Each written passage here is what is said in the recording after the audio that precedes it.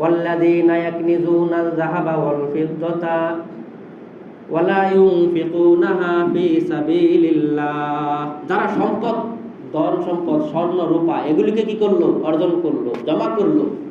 ওয়ালা ইউনফিকুনাহা ফী সাবিলিল্লাহ, এবং এগুলোকে আল্লাহর পথে খরচ করলো না, যাকাত দিল না, দান করলো না, সদকা করলো না।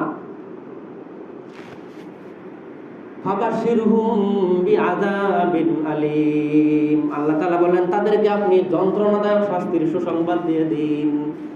আল্লাহ তাআলা কি বলতেছেন? যারা ধন সম্পদ, স্বর্ণ রূপা এগুলিকে পুঁথিগত করলো, জমা করলো, সঞ্চয় করলো, কিন্তু আল্লাহর রাস্তায় ব্যয় করলো না, খরচ করলো না, যাকাত দিল না, সদকা করলো না, নবীজিকে বলতেন যে ফাবাশশিরহুম, তাদেরকে আপনি সুসংবাদ দিয়ে দেন বিআযাবিন আলীম, যন্ত্রণাদায়ক শাস্তি।